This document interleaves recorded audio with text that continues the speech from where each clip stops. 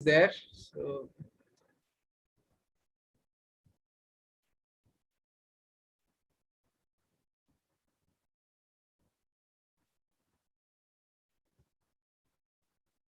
yes, that's also done.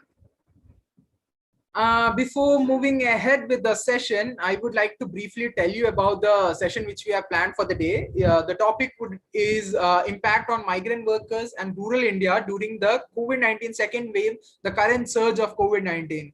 So, as we all know, the coronavirus pandemic has affected our country very adversely. It has been like largely disruptive in terms of economic activity as well as loss of human lives. Almost all the sectors have been adversely affected and many people have lost their means of income and livelihood. During such a situation, there may be a case where rural areas of a country are being overlooked. More than half of the Indian population, as we all know, reside in the rural area, and most of them are either daily wage workers or the migrant workers. We have also seen that during the first phase of the pandemic, many migrant laborers lost their jobs and were forced to reverse migrate to their villages in large numbers. We have seen news of migrant workers walking thousands of kilometers with their families, which include even children, and also seen many of them losing their lives. But now, since the second wave of COVID-19 has hit us back since February 2021, our country's overall situation has now worsened. Unprecedented numbers in terms of infections and deaths recorded across the country led to another set of lockdown in many parts, which we are currently facing. Even when I'm sitting in Delhi, we are in a lockdown since last 1 month. This have entirely burdened the healthcare system in the midst of government's controversies, and this has in turn affected the economy and livelihood of people very negatively. The effects of the pandemic on migrant workers may include a lot of things which we would like to cover in this particular session, which may include the extreme despair, joblessness, homelessness, hunger, massive migration back to village, etc. And we would also look into how what all can be the remedies for fixing up the lot of the issues which our migrant laborers are facing in the current scenario. So with this, I would like to start our session, panel discussion, and would like to post a question to Mr. Amit Chaudhary, who is the National Project Officer, IOM. Mr. Amit, I would like to know, I would like to tell you that we have seen that issues faced by migrant workers gathered significant attention during the first wave of pandemic. And I would like to know what are the differences in how migrant workers were viewed during the first wave of the pandemic and now during its second wave. What are the major differences, and can you just elaborate on this? Thank you. Thank you for inviting me to join this important discussion. As you have already mentioned about, you are expecting me to bring out some of the points which make a sort of difference between how migrant workers were noticed in the first wave and how they are being considered in the second wave. Let me start with the profile of a migrant worker. If we see the pandemic before to March 2020, that time the definition of migrant worker was completely different, and the issues with the migrant workers were not well articulated and well defined in any sector. Although government always try to define the issues of migrant workers, but they never thought of the problems that was waiting for them because of the pandemic in post March 2020. When the pandemic started, obviously they declared the complete shutdown on 24th March 2020, if I am not wrong, and then suddenly everything closed down. And that made a sort of a chaotic situation for all the migrant workers, because they were away from their place of origin, and it was very difficult for them to settle with the new condition when the complete shutdown was declared by the government. When the pandemic struck in 2020, the fear of the unknown had created a sense of panic and stigma of the disease in people that time for the migrant workers. This time the fear psychosis among migrant workers is comparatively less. That time, even the government was not in a position to find out the way forward, how they can take these migrant workers who were on move from their place of origin to their place of destination. And the reverse migration, when that started, it became a big problem for the government. And this time, the fear psychosis among migrant workers is comparatively less, because they are aware, they understood the issue of the disease, and have also seen many peers recovering from the infection. The point which is need to be recognized or need to be brought in this discussion is when government started preparation for helping the migrant workers, they came up with different notification for industries to support the migrant workers, because of the sudden lockdown of all the industries, there was a sort of impact on their livelihood. So they came up with the notification to support the migrant workers and not to cut their salaries, to support them through health support, to provide shelters, to provide food, and also to organize their movement from their place of destination to their place of origin. And also government started different sort of a COVID care facilities in different places, and that also helped. With initial hiccup, obviously, as what I said initially, even government was not fully prepared to support the migrant workers when the lockdown was declared, but slowly and steadily they started working on those aspects, and with the help of different stakeholders, they came up with different COVID care facilities and quarantine setup, and that helped the migrant workers. But at the same time, also, I need to accept the issue. There were a lot of problems through which the migrant workers went through, and because of those things, they also suffered. But with the support of different declared policies, and also support from the government side, everything started lining up, and the migrant workers started going back to their place of origin, and they started getting settled with the support from different stakeholders, with different support from the NGOs and the corporates and the government schemes. But if we see beyond September or October, when things started settling down, that was an opportunity for the government to work on different infrastructure that could have helped them to support those migrant workers who by that time started going back to their workplace with the hope that they will get their employment back, because in the rural areas it was very difficult for them to get any job. And when a person, a migrant workers is going back home, they always require a sort of livelihood support, and they thought in their villages they may get some sort of support from the government side, but that didn't happen, and that's why they started going back to their cities where initially they were working. Once they started settling down, again the government missed the opportunity, which, as I said, there was a time for them to organize things in a proper way, and they thought that we are overcoming from the COVID pandemic, and by January, February of this year, it seems to be that we are completely over from COVID pandemic. But that didn't happen, and suddenly there was the second wave started, and there were no sort of support or facilities that government should have organized for the migrant workers. And this time, as compared to the last, the first phase of the pandemic, there were no COVID care facilities or the quarantine setup which they initially set up for the migrant workers. And when suddenly the state government started shutting down, declared sort of closing down the factories and the areas, they find themselves nowhere to get the support. And that was one of the main problem for the migrant workers. They didn't find any sort of support from different stakeholders, different government missionaries and other NGOs who started initially working on those support.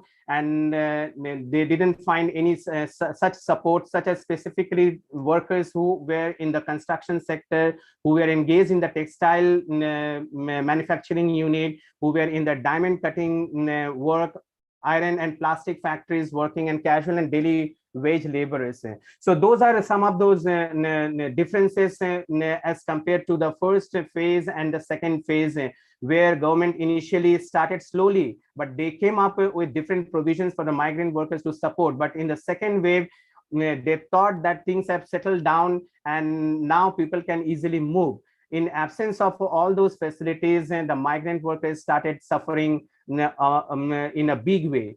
But another point which also I would like to bring for this discussion is the migrant workers also got a sort of sense that they need to earn as much as they could, so that if suppose they they are again getting back in the same situation, they can at least use their monetary support to go back to their place of origin. And some of the workers, they did in the similar fashion, and when in the second wave started, they used their earnings to go back to their own destination in advance, rather than sticking back to the situation where they were in the first phase, or the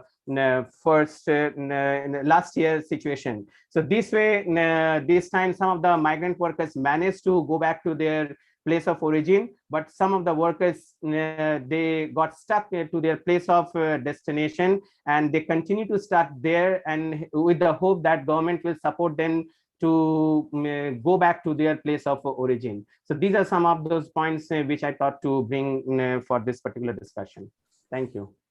Thank you so much, sir. You have very wonderfully covered various aspects on how it has been very different condition when we were in the first phase and compared to what we are in the current term. And I really liked one thing that you have mentioned, that many have managed to keep the savings. The last point which you mentioned, that many managed to keep some savings for any unprecedented situation such as this, for using it at that time. So with this, I would like to move on to our next question, which I would like to pose to Mr. Julius, sir, who the thing is that the COVID-19 crisis has definitely posed unprecedented economic challenges for government across the world, with certain sectors becoming more and more vulnerable to this pandemic. So how has this impacted the socio-economic status of the migrants? Can you please elaborate on this? You are mute, sir. You need to unmute yourself. Sorry. Yes. Thank you. Thank you for being part of this discussion. And to continue with Amit ji has said, there's a stark difference between the first lockdown COVID crisis and the second crisis that we are facing currently. The last year, the crisis was all of a sudden, and people were taken by surprise, I would say. And this time, things were in a lot more gradual and phased manner. A little bit of people were prepared for it, you can say. Since March, people knew something or the other will come up. Last year, what Amit ji had said, the migration and the reverse migration was too painful. We saw lots of people walking with their family, with their children, with the household goods and all, and moving down to their places and native places. But this time, the crisis has been a little bit different. Many of them have moved back to the places where they were earning, and they wanted to restart their economic activities, and things were just beginning. And suddenly, all of a sudden, this second wave came, and people are in a fix whether to be, because this time they have the option of staying down in the places. They are there. Some people have moved back to their places where they were earning, where they had their economic activities.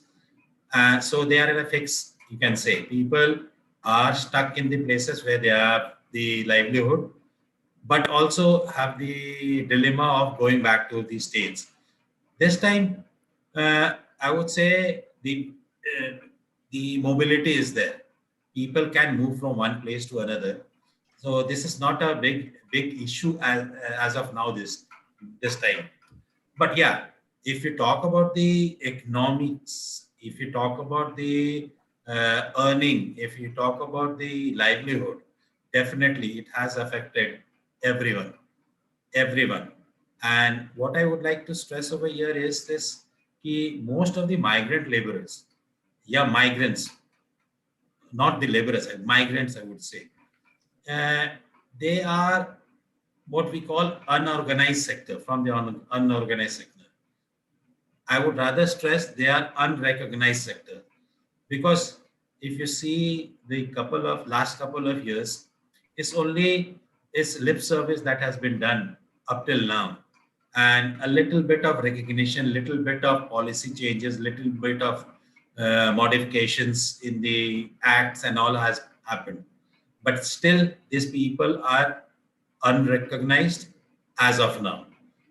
There has been some effort in the construction workers. There has been some effort for the domestic workers and other sectors, but still people are struggling for the livelihood. See, also what I would stress over here, in many sectors, the um, uh, the the consortium of the people that the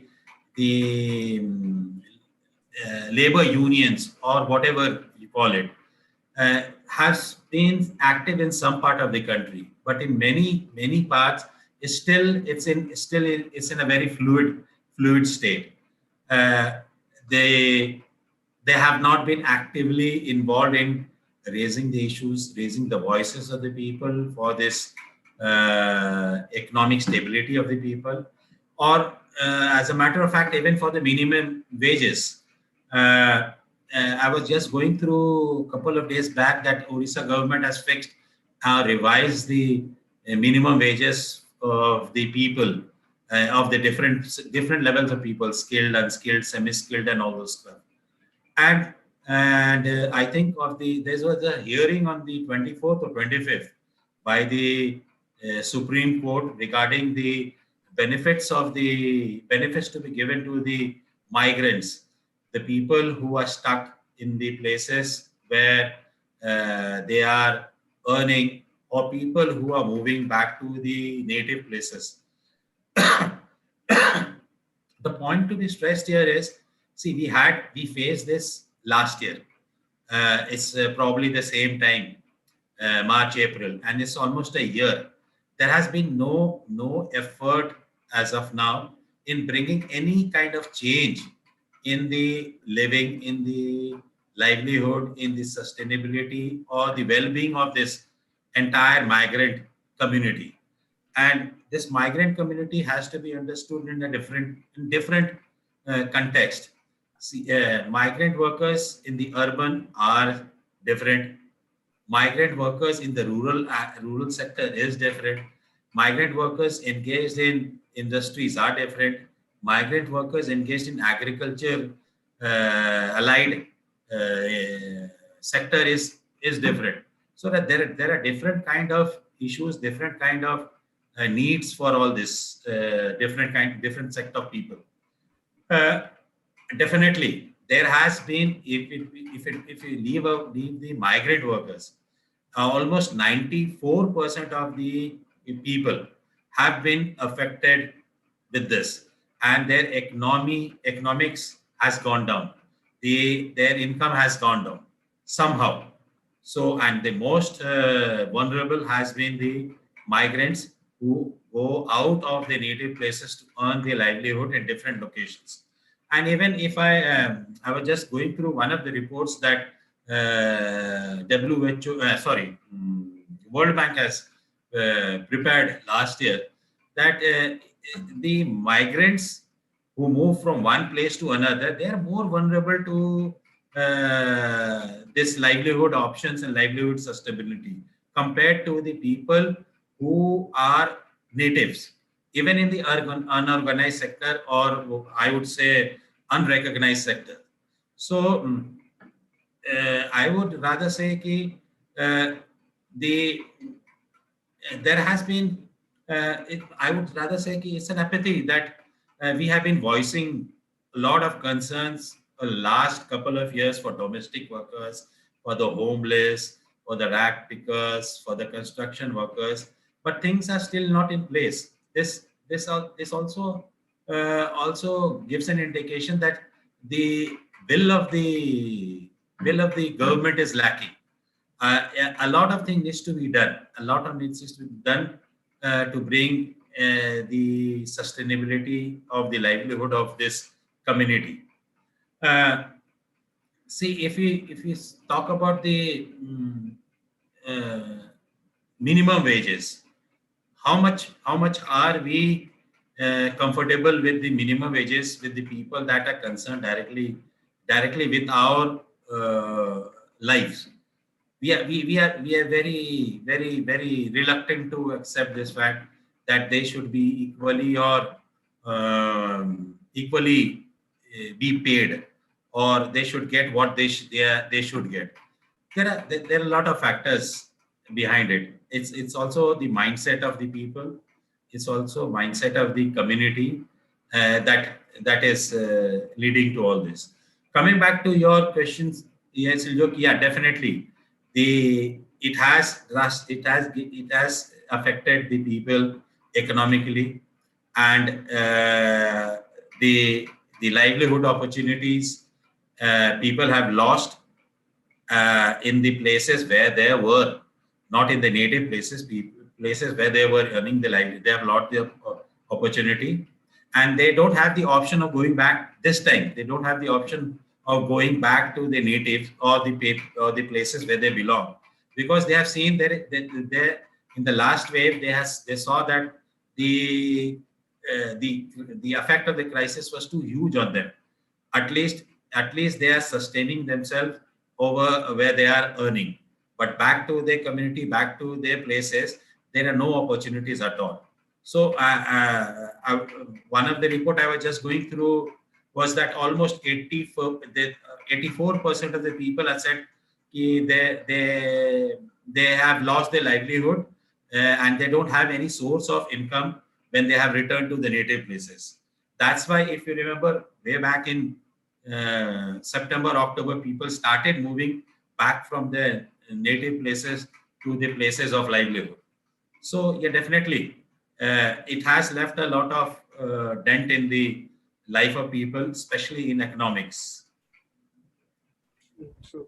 Very true, sir. So you have very wonderfully taken up this question, and I'm really glad that you have covered major points which we aimed at, and definitely we also need to look at the how we should give some more attention to how we can give better equality on the minimum wage side. And you, as you mentioned, that in the recent study, it has been come out that 84% people have lost their livelihood, and the people are struggling to find out some ways to survive in their native place. So with this, I move on to our next panelist, Ms. Roshni K. Nanguali, who is the ED of UA and also a representative of Piconet. So, ma'am, can you just tell us, do we have any restoration methods that can be undertaken for the rural areas to escape the ill effects of the pandemic as the migrants move on to the migrate back to their villages? Do they have any such restoration methods, or how can migrant workers who come back to their villages find work again without migrating back to the other states? And along with it, I would also like you to cover up few points. That is, do we have any monetary incentives or food distribution programs or any other help given to the rural population, especially the migrants in the context of pandemic? And also, how is the last mile access ensured? You can even share it with the example of Mahapi Coordinate or your organization. Over to you, ma'am. Sure. You have given me like 4 questions all put together. Let me just try to take, all are related. Let me just try to take some time to just try to cover everything, and then hopefully, I will be able to address that. I think when we talk about migrants, this, urban rural dichotomy at one point, especially post-COVID, we will need to move beyond that and really look at regions, because the migration patterns have also changed. People are not just coming seasonally. Now it's all lockdown related and, containment zone related. So I think let's look, move beyond that dichotomy and really look at migration as a ecosystem sort of a thing. And in India, urban and rural is complex playground where, forces of caste, gender, class, all intersect. And what is happening in the declining welfare role of the state and diminishing space for people's participation. So I think this is the state we live in, and migration is constant. It is going to continue, and this whole gentrification, informality, and discrimination are also widespread. It's not just in urban or rural. And this context, it has specifically two implications for migrants who are obviously, we're talking about the poor migrants, both rural and urban poor. Invisibility, total lack of documents, entitlements, social protection. And in the city, they are very essential, but they are not valuable. So when a lockdown happens, they are the first ones who they're completely precarious. So I think this is very important. This invisibility and this lack of value that is placed as a state in a society on migrant workers is important for us to note. And for that, when we think of migrant workers, there are a few principles I think we should think. They are rights holders, right? It is not about people who need welfare or charity or, of course, we do need to give them food and travel support, but the overall principle is that they're rights holders, just like you and me. They are heterogeneous. Julius already spoke about the differences in work types, which makes them very different. And there are intersectional issues affecting them. So if I'm a migrant coming, if I'm a tribal who's coming to the city, I have very, very different sorts of issues if I'm a single woman, who's left in the city. So I think that we need to understand. And very critically, migration is linked to informality of work and informality of housing, right? So both of this comes together to make this very complex playground in which migrant workers find themselves caught in, particularly post-COVID, which is why that life cycle approach is important. So I feel, any policy level intervention, if we're looking at, I'll talk first about policy, then move to, more practice. At the policy level, we need to understand this dispossession of land, which is the major cause of migration, right? Which in rural areas, you can talk about property rights, tenure security. We don't want to talk about it because the country has really moved, beyond the initial 90s and, the liberalization space. But this is really the major cause for this. I think no policy can move away from this point. Then this whole legal, social, and economic protection, right? All three. What do I mean by that? Job security. There is lack of fair wages, trafficking, bondedness, precarity. Women are most affected. Wage security, huge non-payment of wages, whether it's in your NREGA, we need to do social audits, whether it is in the urban areas. And lack of migrants having this financial management, I have to go through middlemen, etc. Social security, huge lack of, I might have a welfare board, but I'm not registered there. Insurance is inaccessible. And, if I'm in the city, there's no streamlining between the state and the municipality. In the rural area, there's no streamlining between the state and the district, and very few specific benefits which are there for women, right? And also habitat security. Where do we find the migrants who come to the city living? There are lots of evictions, there are no temporary residences, no rental support, and family care. If you're talking about women and children, definitely issues of education, gender-based violence, all of this is very different. What women workers go through. If I'm a domestic worker, it's very different than if I'm a vendor, if I'm working in a factory. The issues of gender-based violence are very different, and there is no policy or even lesser practice which really looks at this. So I think legal, economic, and social protection is what we need for migrants throughout the life cycle, whether I'm in the rural or in the urban. So really that rights-based focus is important. Then again, very, ignored in the country is occupational health and safety. I think that's an important thing. It's, it's very important for us to look at that. And many of the migrants also work in smaller enterprises, not in the bigger micro enterprises, which are completely unregulated.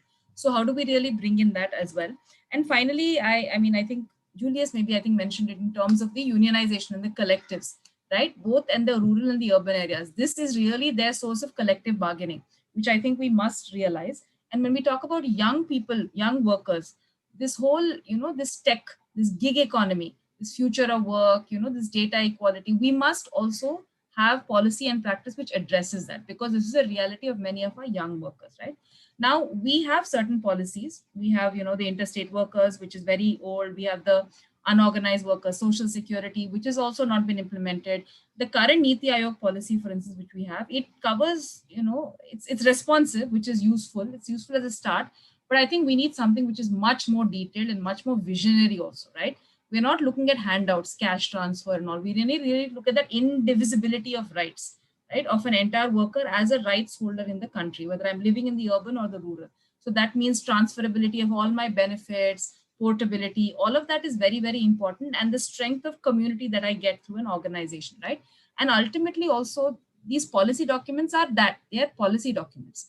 But on ground, what happens in the reality of people are the laws and the schemes. And right now, the laws on the ground, this labor codes mein jo char banaya, that is reducing the strength of acts like the BOCW, focusing only on the registered, weakening unions. So I can have the best policy, but if my laws are not aligned with that policy, then it's just a document on the shelf. So I think that's another thing that we really need to look at, because the Niti Aayog policy does talk about rural workers as well, increasing, minimum wages in the source states and so on. But we need to see how it links with actually law. Of course, and for women workers, if you look, the workforce participation has drastically decreased, right, post-COVID. And that does not mean that women are not working. Their work is getting more and more hidden. In fact, they're working double, triple, but their work is getting hidden. So I think that's an important point. And for addressing women workers, we need to have both policy and laws and practice, which looks at home-based workers, if we really want to address them, as well as domestic work. Maharashtra has a very good domestic workers policy and a board, which of course it's been in abeyance for so many years, and there's also advocacy on that, but it's a start. There is an act, just like we have the Board of Construction, Building and Other Construction Workers. So I think the current policy is okay. I mean, I'm a little hesitant to say it's good, but it's okay. But there is so much more that we need to address. The policy is not everything. I think that's important because there's so many other issues. And when you talk about, the rural question, I think that's $1 million question, right? Like, the rural economy has to be revived. There is no way out of it. What are the restoration methods? And this is not simple. And I don't even know if this is this today is a conversation to have that, the agriculture, the allied cannot be handed over to big business thinking it will revive and jobs will be created, right? You need to put power in the hands of people. So that is a whole different topic. And there are so many people discussing it, but things like crop insurance, MSP, no derivatives, futures trading. I mean, what is this? Is this how our people are going to, survive? So there's not, of course, a scope of this, but I think the majority of the work to revive the rural area has to be done there in the rural economy, and the ag and agriculture allied economies. And for the purposes of, the migration discussion today, at the rural level, extend NREG. I mean, I think this is a system that's working, and job cards for those who have returned, right? That is also not there because most of us have returned, the migrant workers have returned recently. Extend the job cards and the days of work. Strengthen basic things like PDS, ICDS. I think these are core. Midday meals, they have to be strengthened so the family needs are taken care of. And of course, I know skilling is a big thing, so some amount of upskilling can be helpful for young people especially. And at the rural level, use the power of decentralized democracy that India has, the Gram Panchayat. Set up these village level task forces, which are interagency. You have the government organizations, which are the elected reps, the health posts and so on, but you also have the local leaders, whether it's teachers, whether it's CBOs, and get women's groups involved, So I think that if we can set that up and then do at that level a tracking and documentation of those who have come back to the rural areas, what are their specific needs, address them, what is the family context, right? Niti Aayog, like I said, is talking about increasing minimum wages in states, but looking at the Gram Panchayats and their blocks, as the core for setting up task forces to address these issues of migrants, and looking at source destination linkages, right? So it's not just rural, because just because you do something well in the rural, it doesn't mean that you automatically are going to stop migration, because the economy is not going to change overnight, right? You might have some structures that you set up. So people will migrate. And if we want them to be socially, economically, and legally protected as per a rights holder, then we need helplines, for instance, migrant workers helplines for security, job security, wage security, all forms of social security. I mean, that's a whole different topic. Fast track registration in boards, self-registration and digitization of registration. I don't have to wait for bureaucratic delays like idhar mein 90 days maine construction worker kaam nahi kiya, vendor ka registration nahi hai municipality mein. Fast track, and portability. Maybe today I'm coming to Mumbai from Jalgaon, maybe tomorrow I'm going to Nashik. I should be able to use that across, not be relying on the municipality or the, so portability is very important. And really put these workers boards. I'm very, very wary of the labor codes and how they are diminishing the role, but I think that is core. And also there's a National Social Security Fund, which is under the Unorganized Workers Social Security Act, in addition to the board building and other construction workers. So there's a lot that we can do. Health security, especially in this COVID time, Rashtriya Swasthya Bima Yojana should be extended to all workers, irrespective of whether I am from Mumbai or I'm from, another rural area. Universal healthcare without domicile. That's another challenge we see, for admission into certain spaces. This domicile requirement, मेरा address proof कहाँ का है? Address proof तो गांव का है तो ठीक है, इधर COVID care में मुश्किल होगा entry. So these sorts of things need to completely, it's a no-brainer. They need to just go. And somebody also mentioned the recent Supreme Court order, which is talking about a common database, right, of all migrant workers, access to direct cash transfers, access to ration from Atmanirbhar, irrespective of the ration card status, registration under various boards. Definitely important. It's up to civil society groups like us to get the states to really implement this. But also we need to use the census data, which is being collected, which would have been collected this year, but obviously not.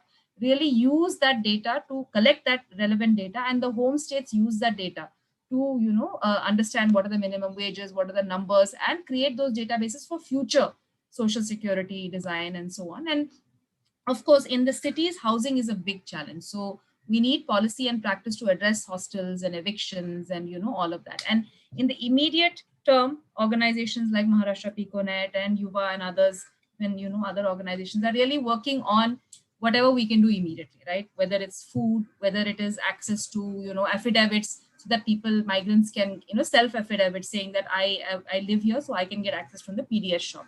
So these are all the whatever are these schemes that are announced by the state and the Atmanirbhar, making sure that migrant workers receive that if they're returning home, helping with that. Once they return home, really trying to look at NREG and the Gram Panchayat linkages there to make sure that they are documented and their needs are addressed. So I really want to look at it as a life cycle, not just like that dichotomy. And we need strong laws, I think, which is very, very important. And we also need to make sure that economic, legal, and social security, all of that we are looking at. And not just, sometimes we just tend to focus only on social security without understanding that loss of wages and unpaid wages is such a big deal for a migrant worker. But yeah, so that's my thoughts. Yes, ma'am. Thank you so much. So it was really wonderful to hear from you. And with this, we would like to move on to our next panelist, Zilgala. She has joined with us from SWAN. And as Amit sir was earlier mentioning about the difference in definition of the migrant workers, we can see that they have been termed in different languages, like different terms, and there is no proper definition. And people are like, there are a lot of misconceptions, and those things are there. So with this, we would like to ask Zilgala that how can we define the profile and identity of those whom we label as migrant workers in India when speaking about the pandemic? Yes, Zil, can you take it over? Yes. Thank you. To answer that question, I think I'll be being a little bit repetitive, and there are some points I might be stating some things out loud which are very obvious, but just bear with me because I felt that that kind of a conceptual understanding was lacking in me when I started volunteering, and I feel it lacks when I'm talking to other civil society members or government officials while volunteering. So when you talk of the pandemic, specifically the pandemic management policy of lockdown, of mobility restriction, we start hearing this term migrant workers. So so intuitively we understand that this migrant worker term relates to the exodus of people, to the acute food distress that people were in last year and even this year. So we understand that intuitively, and we understand that not all those who were stranded or not all migrants were in that kind of an acute distress. So it just becomes important to kind of differentiate there. So when we talk of these people who are in acute distress, what is the basic profile? So just as many people have mentioned here, they are migrating from rural impoverished states like Bihar, Jharkhand, UP, Odisha, to cities like Mumbai, Delhi, Surat. They mostly work in construction, manufacturing, low-paid service sector jobs, domestic work. And in states like Punjab, they may be farm laborers. So But one thing that almost everybody will say when you speak to them is that हम बाहर कमाने के लिए जाते हैं क्योंकि घर पर ज़मीन नहीं है, गांव में ज़मीन नहीं है. So most of them are coming from landless backgrounds. We can kind of broadly say that most of them are coming from backgrounds that are resource deprived, that are they're deprived of sort of means of production. So and we know that historically certain castes, as ma'am has mentioned, that certain castes, indigenous people, SCS, OBC, STs are going to be the class of workers who would be landless, who would be deprived of resources and means of production. So what they are these migrant workers who are in acute distress, they are basically the ones who are being pushed out of the villages, not ones who are being pulled towards the cities. They're not going to the cities for better pay or for better lifestyle. I mean, we have seen the way that construction workers live. They're being pushed out because of lack of opportunities, because of lack of education for their children. So it's a push factor. Migrants that that were in acute distress when the lockdown was sort of imposed.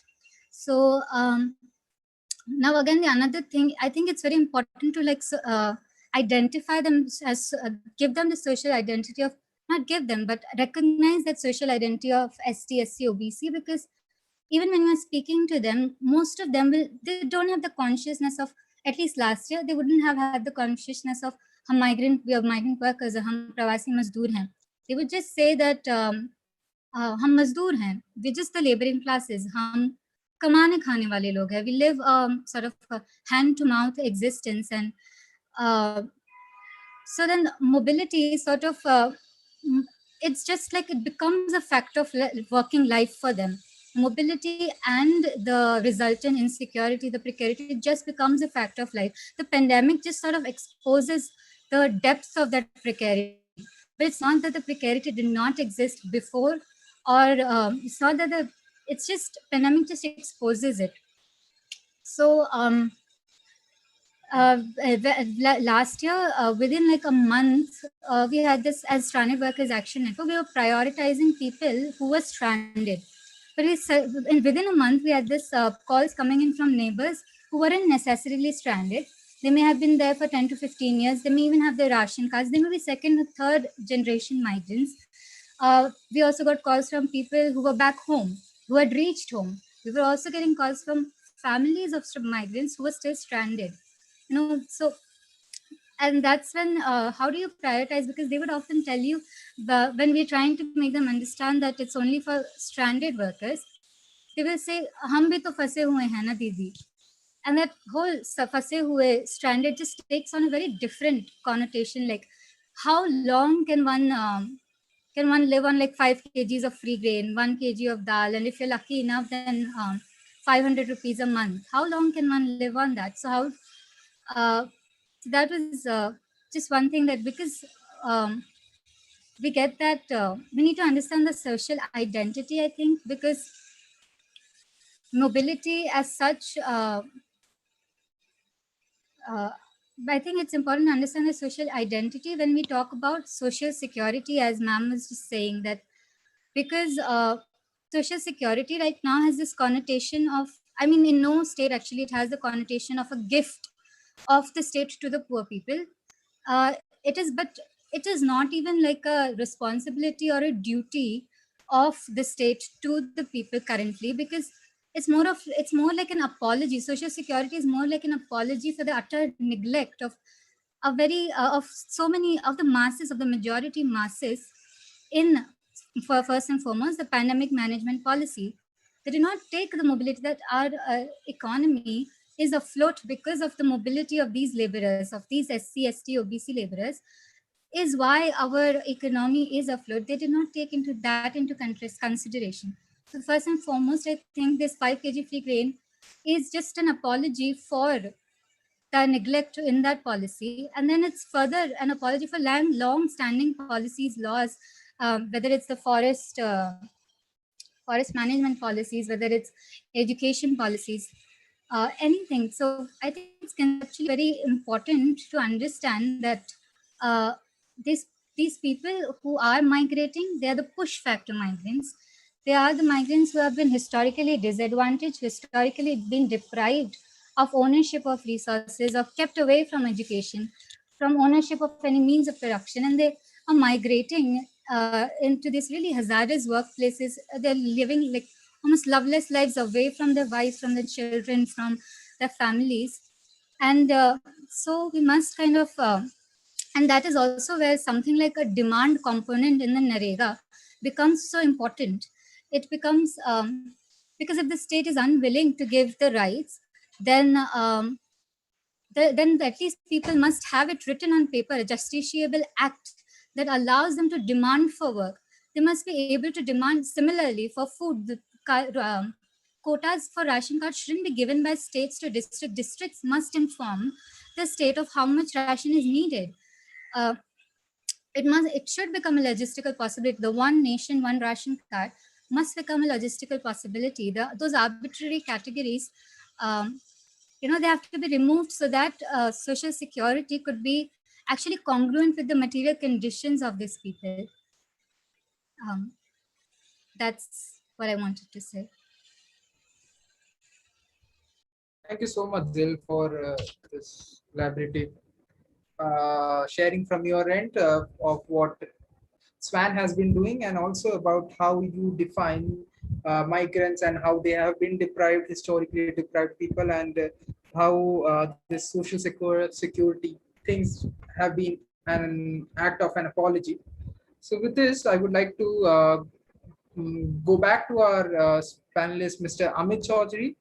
So Amit sir, as you already mentioned that there have been like a lot of livelihood problems which our migrant laborers were facing, and also government have like kind of done few things in the sense they have managed to have no cut salaries for the migrants. COVID care facilities have been set up, relief works, and also livelihood programs have been generated.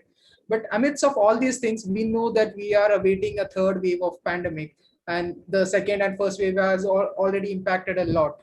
How will all this affect the job security and also the livelihood of the rural population, in to be precise? And also, are there any current plans or policies for improving this situation during the pandemic, and how can we prepare for a better job security for our migrants? Do I know one of our panelists already covered, Roshni ma'am already covered few of the policies, but can you be more precise on this?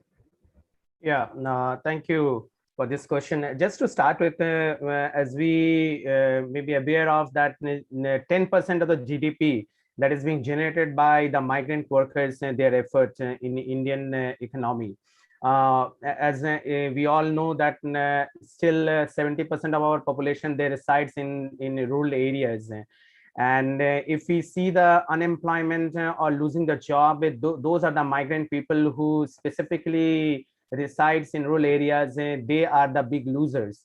And if we see the data from the Center for Monitoring Indian Economy, CMIE, it shows that unemployment rates in the country are slowly moving back to the record highs as of June 2020, because that time it was a national lockdown. But with the current scenario, we are again approaching towards the same scenario where we were last year.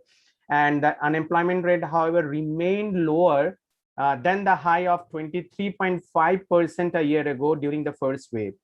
So similarly, movements were visible in both rural and urban areas, because when we are losing employment, it also affects the rural areas, because the migration mostly it takes place from the rural areas. They move from their place of origin to the place of destination, and the pandemic has slowed down the labor participation rate to around 40%. It is 39.9% precisely, and from an average of 42.7% in 2019-20. So this is what the Reserve Bank of India in its monthly bulletin of May it shows. Coming on the back on the COVID-19 led crisis in 2020, the pain this time was around more severe, because as I said, that time the lockdown suddenly took place, but again market was open and people started going back to their places, and it has a bigger impact because Even a good number of economists, what they are saying, that the labor market was already depressed even pre-pandemic, with high unemployment, and with for last 1 year everything is closed down and there is no much livelihood opportunity, and that has obviously contributed for such more depression with the migrant workers. So now what they are saying, the economists, what they are saying, that most changes in the labor market in the second wave of the pandemic are in the unorganized sector.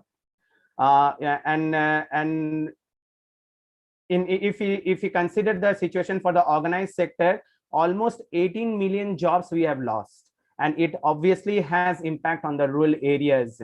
Around 3 million regular jobs were lost again in April 2021. This a month ago, if we consider the situation, it is around 3 million regular jobs we lost. And moreover, unlike the first wave, rural supply chains has been impacted because farmers and cultivators are also infected. So it is a complete supply chain is being affected because of the current scenario. And in the second wave, it has hurt the self-employed person, and those things you will find mostly in rural areas along with the urban areas. So when you are saying about the solution, because we can see maybe there may be a third wave. As I said, there is an urgent need for a sort of a proper planning from the government side. Although government has already came up with different schemes, as we all know about, there is always a presence of Interstate Migrant Workmen Act, which allows people from one state to move to another state, and there are a couple of provisions for them to be followed up for their benefit, but that is not happening. And when this act has been already brought under the new code, which Roshni was saying earlier, it has become part of Occupational Safety, Health and Working Condition Code through a notification from the government side, and which has already been passed through by the President of India. In the code mandates decent working condition, minimum wage, then grievance redressal mechanism, protection from abuse and exploitation, enhancement of skills, which is very important, because when we see these migrant workers moving from rural areas to urban areas, and when they are engaged in any activities, they have very limited skills. So there we need to focus upon how we can diversify their skills and organize sort of training for them, specific training, and that may help them to engage in some of the activities in rural areas if the local government supports them to generate such a sort of jobs for them with diversified skills. There is another point, and that is the migration-related problems are to be addressed by a multi-pronged course of action through rural development, and then improved infrastructural facilities, what we think, equitable dispersal of resources to remove regional disparities, which I think Roshni ji was again citing this particular point in her deliberation, and employment generation and land reforms, increased literacy, financial assistance, and various government welfare schemes that need to be reached to those migrant workers who are residing in rural areas, specifically in remote areas. And one good thing that has came up from the Niti Aayog, they decided to come up with a draft national action plan for migrant workers. This is the first time they came up with this particular thing, and I'm sure that is going to help, because under this national action plan, draft national action plan that they came up with, it identifies portability of social protection, voting rights, the rights of the city and health, education, housing facilities as focus area to improving their living condition. And for coordinated implementation, the Niti Aayog draft proposes a governance structure with the Labor Ministry as a nodal point, and a dedicated unit under it focusing on inter-ministerial and center-state coordination, which at this moment seems to be missing. And when such pandemic is happening, you can't expect central government to do everything. the state government and central government, there need to be a sort of proper coordination between them. So then only you can expect a sort of a good result at the ground level. Then again, coming back to other initiative from the government of India, there is a national database of unorganized workers, and what they have already planned for a sort of coming up with a comprehensive national database of organized workers, because a database is one of the challenging things which is completely missing. Till now, we don't have, even we, I don't know whether anyone has any specific data about the migrant workers, how many migrant workers have been affected because of COVID or any other things, and that is we need to have a certain records at the ground level, and government is trying to come up with that particular initiative, and for that they have already allocated 704 crores rupees, so that they launched a survey to track the socio-economic condition of migrant workers and their shifting job preferences, which is we hope that it is going to help in the time to come. Then another point which the government of India has announced was the One Nation, One Ration Card proposal, a portability scheme that would allow poor migrants access to subsidized food grains through the PDS system. And NGOs have started working just sharing this information with different migrant workers in different cities, and with the current Supreme Court judgment which they have already announced and requested center and state to come up with support for the migrant workers through such schemes, and setting up a different sort of initiative which can help the migrant workers through one or the other way. There is another point which I would like to share, is a financial package of 27 lakh crore from Atmanirbhar Bharat, which was launched and created to support the migrant workers who are in the unorganized sector, and strengthening the MSME sector and promote the rural economy. And on the top, there was 1.97 lakh crore over 5 years for production linked incentive schemes that covers 13 sectors, including agriculture, manufacturing, public service, and construction, where migrant workers are heavily employed.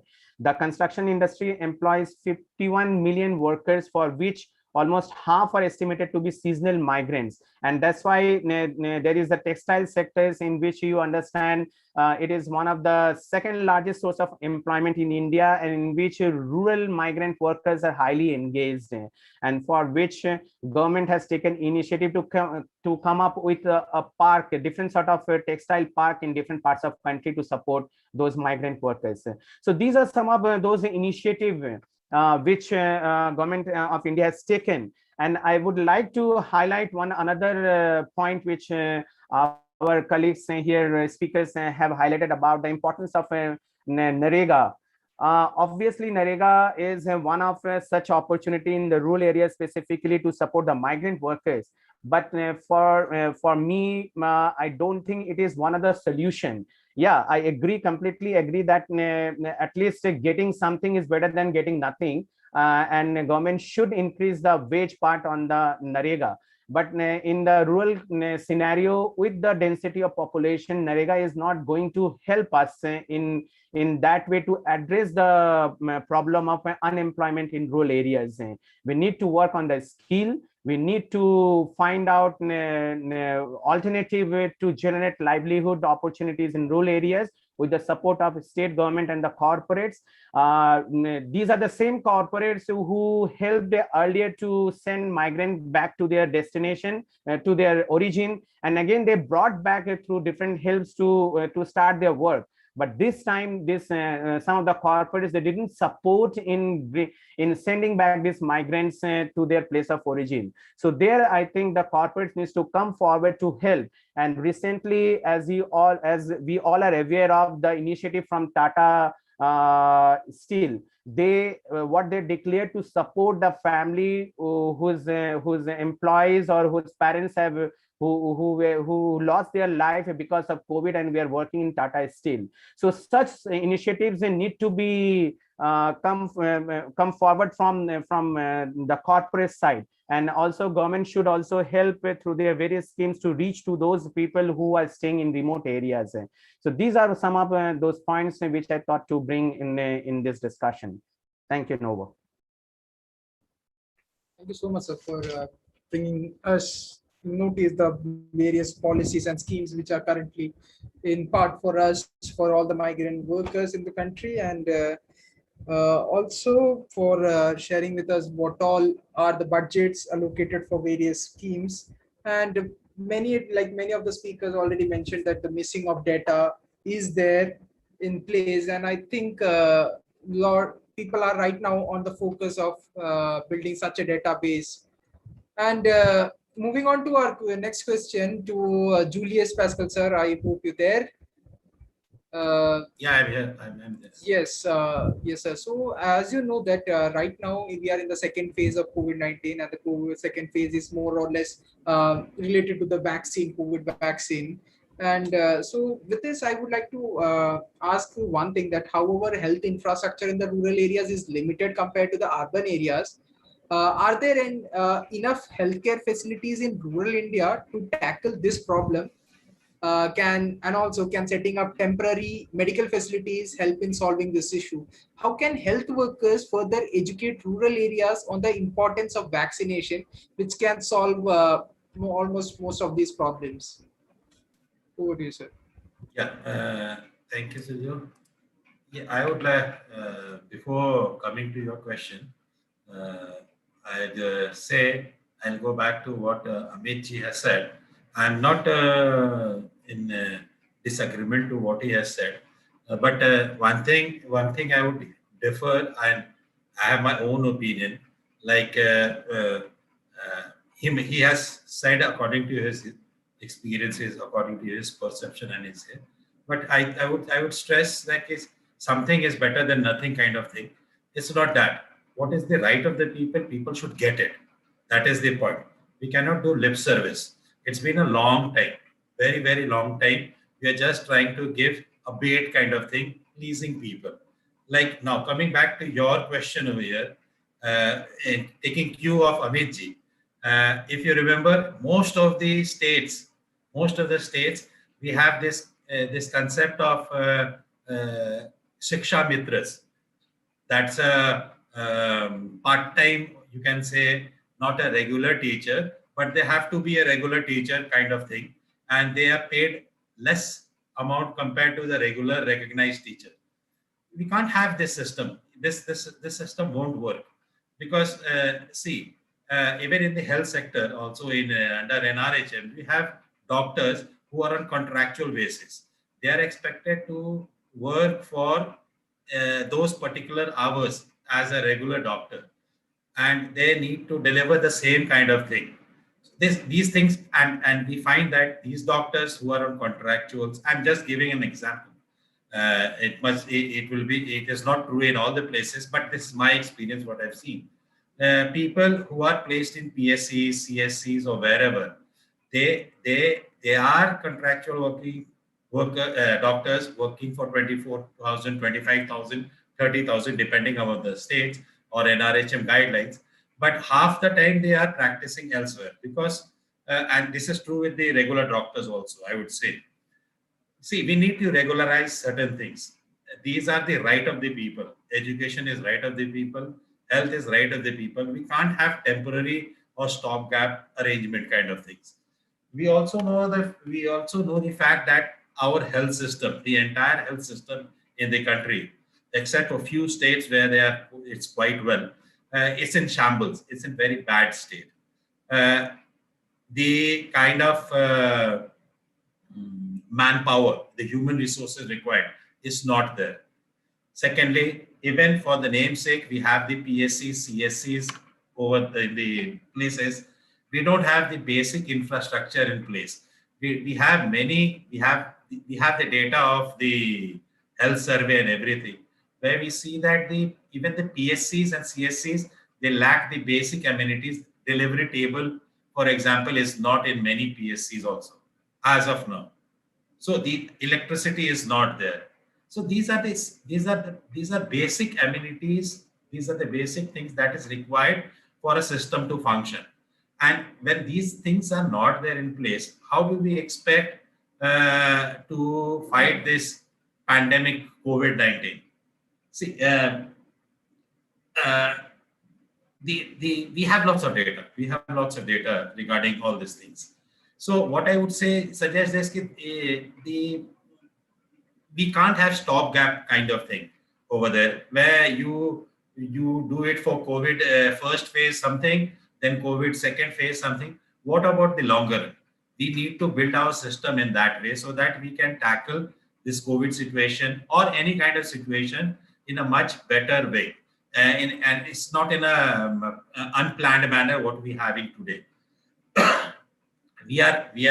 It's very good that we are recruiting the retired people from the different sectors to support the state government. The army is chipping in and all those things. But how long? We need to have a strong system where we can address not only COVID-19, but the normal health requirement of the community. Yeah, definitely. The coming part of the coming to your next question is that definitely we need to have a strong health human resource where the community health should be stressed upon. We mostly focus on curative measures. We focus on curative medicines and those things. We don't talk about the education, health education, the preventive measures. This is the need of the time. We need to stress upon the preventive issues of health. Then only probably we can address the larger aspect of health in our country. Yes, Siljo.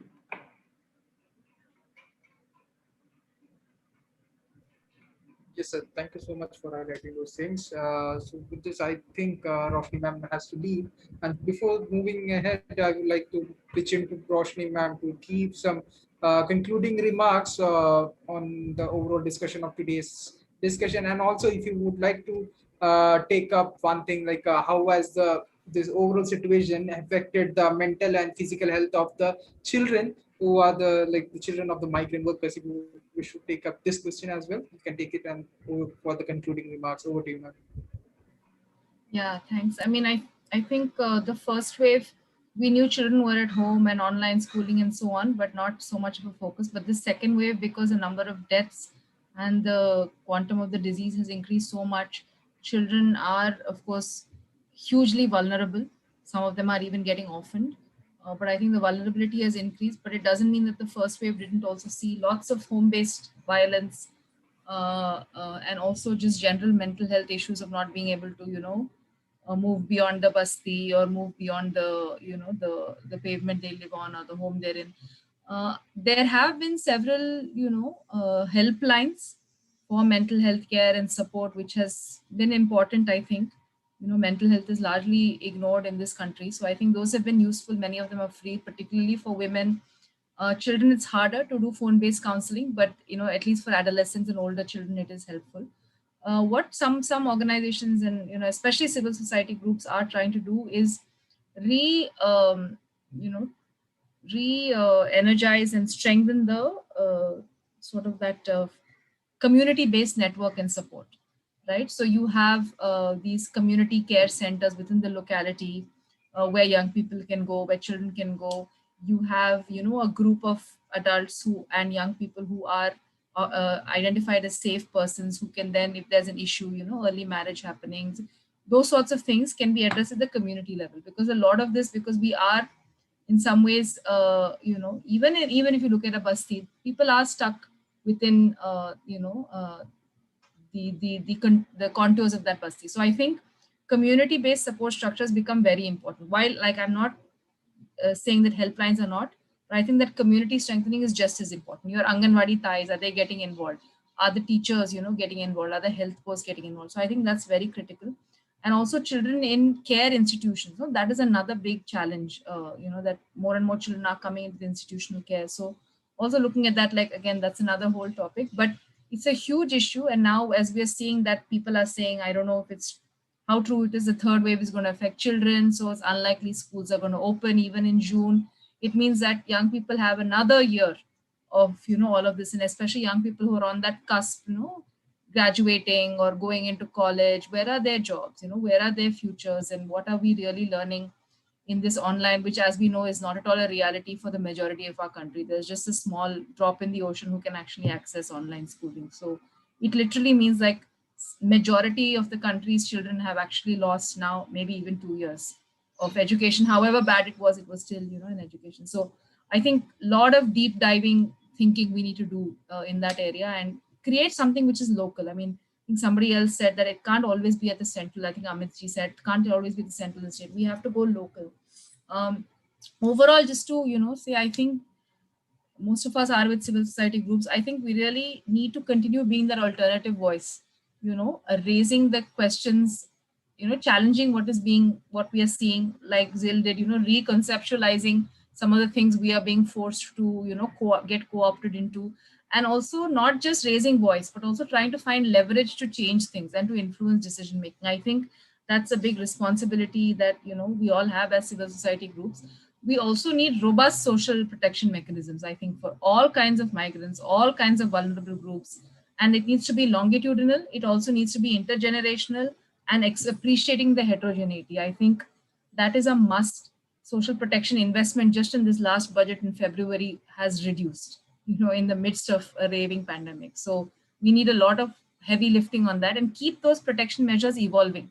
Because post-COVID, the situation is going to be different. If you've lost family members, if you've lost most of your savings and are completely indebted due to the healthcare costs you've incurred, your social protection will have to be different. So keep evolving that, and keep definitely use technology, and data mapping is important, but also look at technology carefully, right? Because technology can also be misused in terms of profiling of certain groups of people. Access to data can actually be a way of gentrification and really doing that as well. So I think we need to use technology as a facilitator. Technology cannot drive our welfare, right? I mean, look at COVID. That app is a bit of a failure. It's a large failure. No, I need a CAPTCHA. I mean, I need a Aadhaar card. Now, how many people can actually access that? Even in the bastis in a city like Bombay, it is so hard. Right? So really look at technology not as the driver. It is just as a facilitative tool. I think that's also very important for us going ahead. But overall, the protection mechanisms, like our government has to really wake up. And I think it's up to us to make the government wake up, whether it's health or social protection or livelihoods. I think everything that's being done is a little too late. And I don't even know if there's enough political will. So I think we have a lot of scope to do more there. Thank you. Yeah, thank you so much, ma'am. So with this, I would like to invite all our other panelists as well to contribute, and if they would like to add on something which we have missed out in this discussion, they may also wish to add those things as well to this. And also, yeah, if you want to talk about some mental health things which we hardly covered in this session, you can even wish to take up this. It's an open thing, open platform for all. Zil, would you like to take this? If someone else would like to go. Yeah, sure. Amit sir, your concluding remarks, please. Yes, I will just come back to one of the points which Julius raised on the NREGA aspect. Yeah, I completely endorse the flagship program of government. What I mean to say when I was saying better to get something rather than nothing. When a migrant worker is going back to the rural areas, obviously the amount that person was getting while working in urban areas and while working for NREGA is a very meager amount. So there, I think government needs to think, revisit the wage part to support those migrant workers. And if I see one of the ILO report, which it says as of April, there was around 1,111.7 million people availed this opportunity in 2021, whereas in 1920 it was 78.8 million. The issue is only 7% benefited from the efforts to revive it through NREGA. regarding the migrant workers who were working in the urban areas and they moved back to rural areas. So those are some of the flagship program which is supporting the rural people. But when those migrant workers are going back to rural areas, this sort of flagship programs, sometimes it's difficult for them to survive with the meager amount, where I think a government needs to work on revisiting the wage portion or those supporting mechanism. And second one is when we speak about the rural areas, obviously we need to engage the PRI system, because that is the functioning mechanism in rural areas. Unless we engage them in the policy issues and execution of all the schemes, it is very difficult to reach to all those remote migrant workers who are staying in such places. And also need to strengthen the infrastructural system in rural areas, so that those schemes which we are announcing in the urban areas should reach to rural areas, and those migrant workers should get the benefit. And my final point would be, we need to work on war front on the skill improvement of those migrant workers, because at this moment most of the migrant workers they may not be up to that skill which can help them to get a job in other sectors beyond where they were working earlier.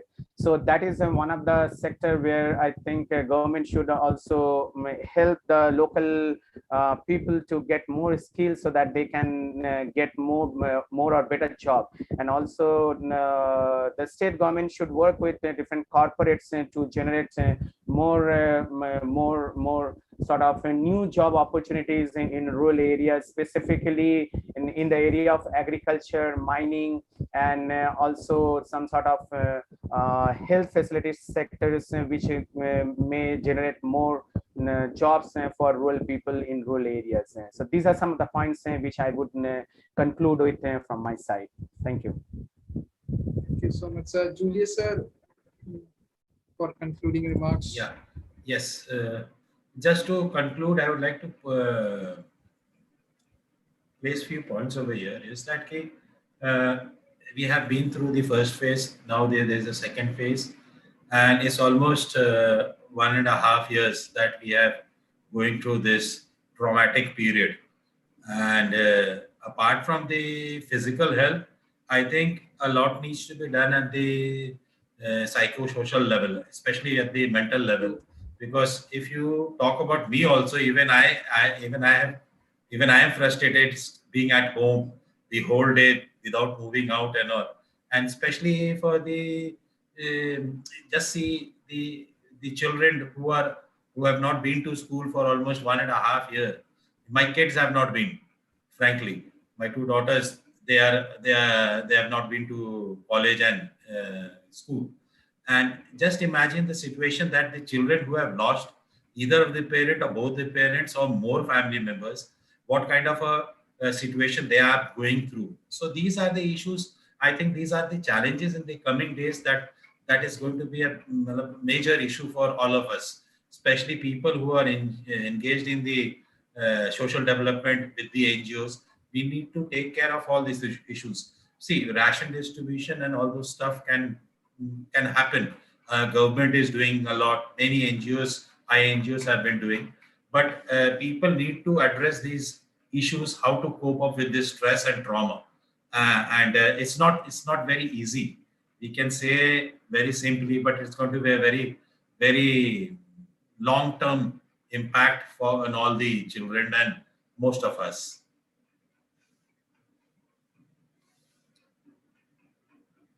That's all, Silvio, from my side. Yes, sir. Thank you so much for that. So one thing which I think we also need to focus upon is the young kids, like the smaller ones who are to be enrolled in the schools. There is a young boy in my neighborhood who is like around 6-7 years. So he was supposed to get into school, but he has missed out all his the early studies, and his parents are not able to they don't have the capacity to teach him and give him the basic understanding and the basic skills which is required in this younger age. So that is also affecting these younger lots. So that is also there. And with this, we would like to conclude today's session, and I think there was one question, as we have already running out of time. We need to we were supposed to have the Q&A round as well. So without skipping that, we will take one question which was there, which is already there in the chat box. Any of the panelists, it's open for all. Any of the panelists can take it up. We don't have strong health reform, but can we get the example with existing system which is functioning? Is there any model created example in rural area which is functioning very well? If community is working well, is the scope of support of funding or any corpus fund available for such pandemic quick actions? So any panelists would like to take it up? I think our previous speaker from UA, she was one of the best speaker to answer on this one, because I know UA is working very closely with other organization at the community level to create such example. For Hemant, I think the question is from Hemant Bish. There are funding available from different sources to experiment such things at the ground level, and I completely agree with your point. We don't have the strong health reform system, which at this moment the government is also trying to re-strengthen its approach. See, one thing is what I understand is criticizing everything, and one thing is just how we can support the ongoing effort from various stakeholders, and government is obviously one of the biggest stakeholders, which we can't deny. They are also trying their level best to execute the things, and where our responsibilities also come to support such initiative, how we can chip in and support such things. We can raise our voice, but again, our contribution to strengthen such systems is also is highly required to bring such reform in any sector, it is health or education or any other social protection schemes. So there, I think the need is to bring in all the stakeholders together to strengthen such reform systems at any level. And as I said, funding system is available. You need to find it out from the corporates and other multilateral or bilateral donor agencies to support such initiative. There are good NGOs who are really working and bringing out such a sort of example at the ground level, working with the community. As I said, UI is one of them. She would have explained the things, what they are doing. There are good organizations in Rajasthan, in Delhi, in UP, in the South. Such examples that they are bringing out to working with the community, with the strength they are having, with their technical expertise they are bringing and helping all those needy people at the ground level. So examples are there. The time is the constraint at this moment. I can't explain the entire thing, but there are good examples where NGOs are really working with the community to have such things creating for us to know more, to replicate such things in different areas. Thank you. Thank you, sir, for taking it up very nicely. Julie, sir, would you like to add to this, or is it fine? So thank you, Sir. Amit ji has already added. Yeah, and well explained. Wonderfully, yes. So with this, it's time for us to wind up today's discussion. I would like to just conclude it with the few key highlights of the session, which we have, which were brought up in this session.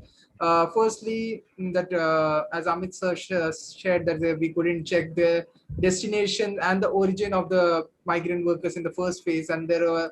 And we have also seen that while we were entering in the second phase, migrant workers were much prepared compared to the first wave, and they were able to manage some of the savings they were able to keep it for any such unprecedented situations. And also there is a need to recognize people who are in the unorganized and the unrecognized sectors, especially the migrant workers who are living in those areas, and there is an invisibility and no identification document. Because due to the no identification document, there is an invisibility problem for the migrants, which are to be catered. Then there are like a lot of discriminations happening in respect to gender in between the migrants as well.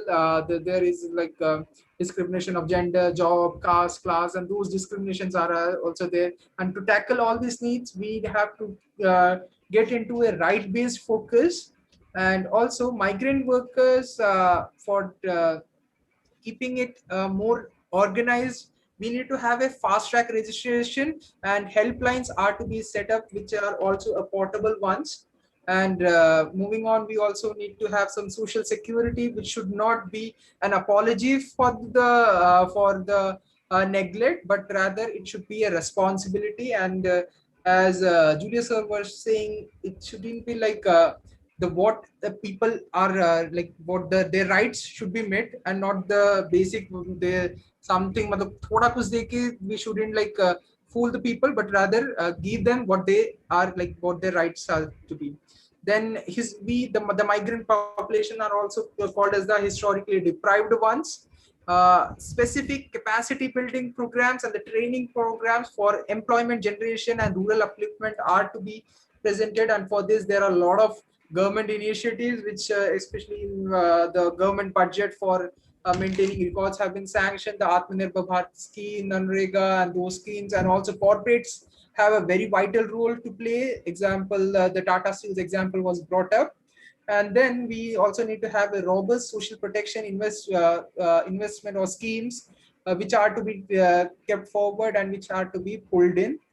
Then skill improvement of migrants are to be focused for, so that we can make them self-reliable, and so that whether they are in the rural areas, they can be like they will be able to find their jobs for themselves. And if they are skilled, their jobs won't be like limited ones, they can be into other roles as well.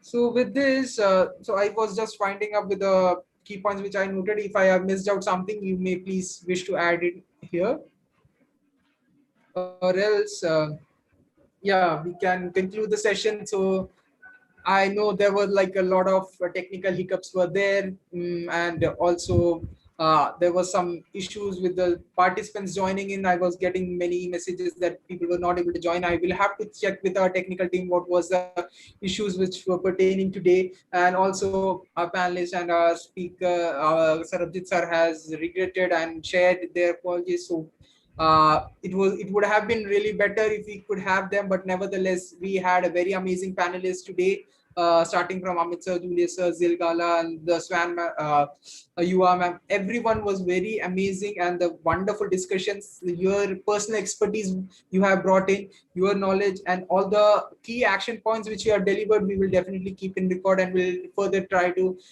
develop a knowledge base for this and share it with our participants. So in one word, I would like to thank each and every one of you for sharing your valuable insights and expertise in this wonderful session which we have had today. And to all the participants who joined us, I would like to heartiest thanks for all of them. With this, I would like to conclude our today's session, and looking forward to have you all in the next session as well. Stay safe, take care. Until then, goodbye. Thank you very much, and Thank stay you, safe. Have a everyone. nice weekend. Yeah. Bye bye, everyone. Thank you.